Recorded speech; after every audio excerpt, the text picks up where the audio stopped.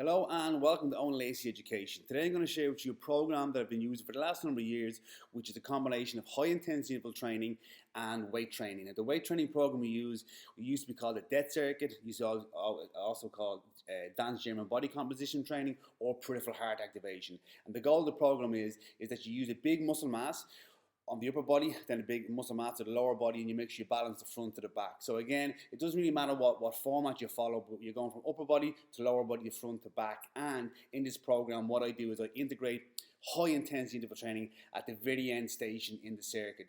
Now, a lot of people, what they'll do is they'll put circuit at the very end of the workout, so maybe 40 minutes in the weight training room, and then they do their cardio or their interval at the end. The problem we find with that sometimes is they're trying to get high intensity interval training, and if it's not high intensity, if it's not the anaerobic system doing the work, it's not actually high intensity. Is it interval training? Yes. Is that wrong to do interval training? No. But in order to elicit the adaptations that high intensity interval training is, I like to do it at the end or in conjunction with weight training to allow people the right amount of recovery, the right amount of central nervous system recovery so they can go again. So let's go through the program.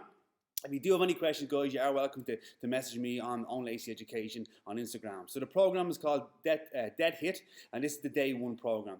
So we start off with a lower body movement. BFE stands for back foot elevated split squat. It should be no higher than your knee. We're doing 4 sets, 7 to 9 repetitions. Yes, I said 7 to 9. Most people have a conniption when they see 7 to 9. And it's a 2-0-1-0 tempo. So you do the right leg, and then you move on to the left leg. Every single time you do it, I like to start off on a different leg. And I put 15 seconds in as a short break, but not completely zero, where you move on to the next station. The next station is the pendulum row, where the bar gets dropped right onto the ground. So it's an explosive row up, and then it's an explosive drop back down again. It's 9 to 11 repetitions again. 15 seconds break before you move to the next station. Next exercise, we're going back down to the lower body again, and this is a horizontal back extension. So for me, I like to put a safety bar on people's backs if they're strong enough to do it, or they can use a plate across the chest or the hands behind the head. And we're looking for 9 to 11 repetitions here with a pause in the top position. We break our 15 seconds, and then we move on to our single arm dumbbell shoulder press. So we've gone a single arm. I don't like to do too much single leg or single arm work in a program. I've just done 2 here. So it allows the program to flow relatively fast. And the same thing there is, or making sure we come back down, have a little pause on the shoulder position before we reset, that we're not using our legs to drive it up. So we go A1 all the way to A4 with a roughly 15-second break in between. We're going from lower body to upper body, and some exercises have 2 limbs involved, and some are single arm joint exercises or single leg joint as well. And then A5 is HIT, which means every time you come to the A5 station, you're going to do a HIT program. It's going to be a different machine every single time. And I like machines because we can quantify the level of intensity someone's putting into it. And I put as the rest interval there. The rest is going to be dictated upon how long it takes a person to come back down to around 120 BPM. Now you can change it around. You can give it 130, 140 if the person is very fit, or if someone isn't fit, you might even bring it down to 110. But in my eyes, if someone isn't strong and competent and fit enough to do this program, well then this may not be the best barometer of you assessing whether they push themselves hard or not. But generally, in most people without any cardiovascular issues, when they come back down to 110 to 120, they're pretty well recovered. So let me show you what that looks like. So we start off here is the HIT options. The HIT options I particularly like is a ski erg. So you go for the first set, you go through all the exercises, A1 to A4, and your first cardio machine is going to be a ski erg. And what you might do there is 500 meters as fast as possible. And again, I said the rest is going to be, it could be 2 minutes, it could be 3 minutes for you to get back down to that 120 BPM. Then the second set you move through, when you come to your HIT station, we're going to change it. We're going to do a rower. So at this time, you're already going to be pretty fatigued from doing the ski erg and then going back into your 4 weight exercises. Then when you go through the second round, you're coming to a different cardio machine. And this time we're going to do a rower. So we might even go a little bit longer on the rower, maybe 500 to 750 meters as fast as possible, getting the watts as high as we can. And as we see, we want to always keep the HIT below 3 minutes. And I'm of the opinion 60 to 90 seconds is optimal. But the more you do this, the more confident you're going to get at it. And from a coaching point of view, is you can really see what people's watts generation is and how much they're dropping down. If they're going hard for a minute and then the watts completely drop down, I'd stop them there. So this is where the coaching comes in. It has to be high intensity. If the intensity isn't high enough, cut it. Bring the distance down. Don't bring the watts down. Bring the distance down so they're maybe doing it for 30 seconds or 45 seconds. These are just general recommendations that I've used in the past with great success. On the third rotation of the program, after the complete rest, they've gone through the 4 stations. Now we put them on the watt bike. And the watt bike is set 3, and I say, okay, 120 seconds. They get on the bike, they start loosening up, and I give them a wattage target. Let's say it's 300, let's say it's 400 watts, and they have to maintain 400 watts for 120 seconds. Now, if you're more competent as a cyclist, you might be able to go better than that, but take in consideration that you've gone 3 rounds now, 3 rounds through the whole workout, and you've done your ski air, you've done your rows, you're coming into this third station, and you're already breathing through your ears. So you're really going to be suffering at this point in time. But because fitness is muscle specific, we've changed every single cardio machine we've used up until now. And then the last time we come in, just to put icing on the top of the cake, we're going to be using an assault bike. So again, they come to the very end of the workout and we're going to get in this assault bike. We're going to give them something like, let's say 700 watts if they're really competent. 700 watts at 60 seconds, done. They're absolutely exhausted.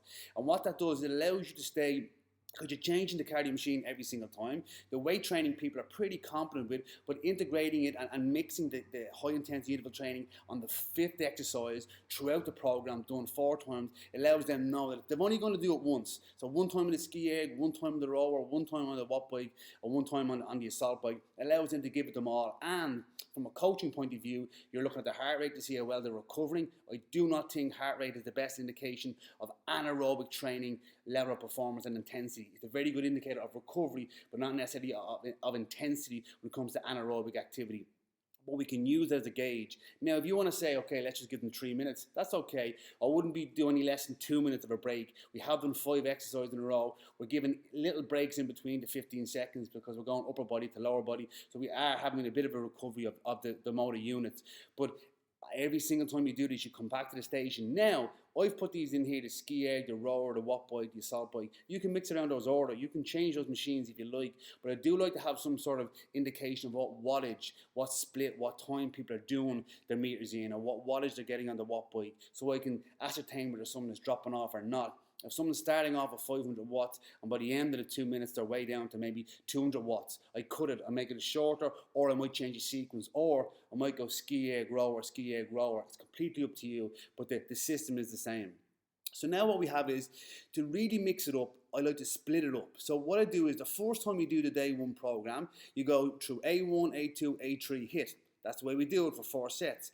However, the problem is, if you're always finishing off on a pressing motion, or you're always finishing off on a rowing motion, you're always going into that hit with a certain amount of accumulated fatigue. So what I do is, every single time you do the workout, you start off in the next exercise. So the second time you do it, you do A2 first, A3, A4, A1, then hit. Now obviously I wouldn't write the program with that. I'm just showing you that, because you always get, and Ian King's talked a lot about this, you get really good at the first exercise you do, but I don't want the first exercise always to be the split squat. I want it to have its time at the start of the program and to move through the workout as you go along.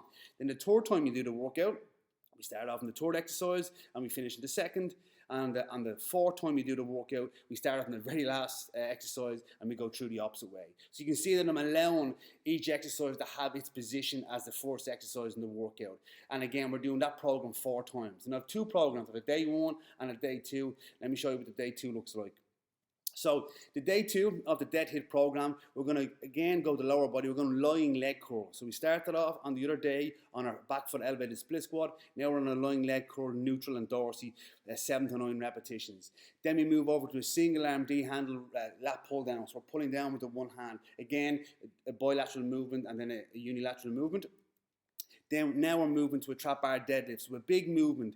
Now for the guys out there that think that the grip of the D handle is going to impact the deadlift, I have found that to be more of an issue with people that aren't new to training. If someone is training for at least 2 to 3 years, that tends not to be an issue. And in this situation, I would recommend using chalk or maybe wraps. Then after that movement, we go on and we do our 60-degree dumbbell press. Now that alone will really annihilate you. There's a huge amount of motor unit activation there, a huge amount of muscle mass and lactic acid accumulation. And then again, we finish on the HIIT workout. So again, day 2 is 4 completely different exercises, same structure, same hit at the end. And when you're doing this, I would do the exact same sequence of rotation of exercise order. So instead of every single workout you come in, you're starting off in the leg curl. The next day you come in to do this program, you're doing the single arm lat pull down. The third time is the trap bar, and the last time is going to be the dumbbell press. You're allowing each exercise to have its position at the start of the workout. And based off your day 1, you're going to have a good guide of what way the actual assault bike, what it is going to be, what the split is going to be in the rower and the ski. But again, only recommend this for guys that have trained at least 2 to 3 years. If you're a coach, guys, make sure you oversee technique has to be crucial. And this allows somebody not to necessarily go balls to the wall when it comes to each of the lifts, because you have that station at the end that you can really push it where there's very little risk of injury or damage to the body. If you are looking for more information, guys, I will be putting more programs on onlacyeducation.com. I'll break it down into months of training, or I might even do it as a 6-month training block, and I'll do it in conjunction with some nutrition, with lifestyle medicine, from a healthy transformation point of view. A lot of transformations are focused on people getting into great shape for a photo shoot, but in my opinion, it's about health, about well-being, it's about sleep, it's about balance. And when you're in the gym, you have to be getting results. If you're doing the same program you're doing all the time, you're no longer going to get positive adaptation from that workout, and you're not going to elicit the same change in your body that you're looking for. So guys, I hope you enjoyed the information. Please let me know if there's any more content you're looking for me to deliver, but there'll be much more